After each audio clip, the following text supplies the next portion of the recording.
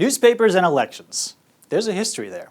Historians are taking a fresh look at the history of media and its role in the evolution of American presidential politics. Let's look at the election of 1800.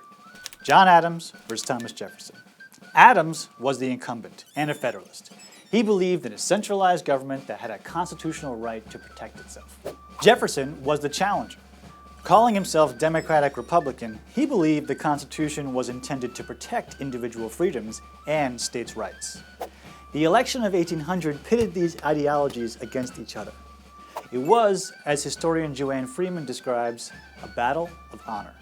In the 18th century, before being a politician was seen as a job with job skills, men gained political office based on their reputation, on what people thought of their character, not based on job skills. So clearly, a man's personal honor was even more important to someone who held or was hoping to hold political office. There was no love lost. Adams called Jefferson the son of a half-breed. Jefferson called Adams a hideous hermaphroditical character. For the first time in American history, the election was decided in the press. Newspaper printers were not impartial. They had open ties to elected leaders and used their power to blatantly campaign on a candidate's behalf. Jefferson deliberately worked with newspapers. He and his supporters used the press to insult Adams and undermine his policies.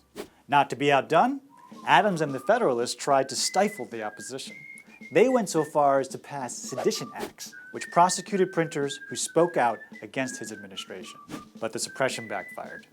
Papers loyal to Jefferson ridiculed these harsh actions and quickly swayed public opinion.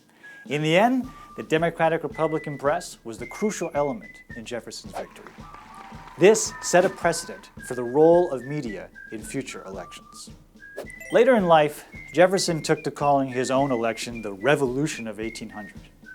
But today, historians see elections as evolutionary, not revolutionary. Elections reflect their time and provide insight into changes on the horizon. The election of 1800 began a shift towards a more popular democracy in which the press had a central role. And throughout the 19th century, newspapers would be pivotal in helping form political parties. Their role in shaping public opinion would only grow stronger with time. To make this video, we relied on these sources. The clips you saw, they come from the C-SPAN video library. Have thoughts on media and its role in the history of presidential elections? Tell us in the comments.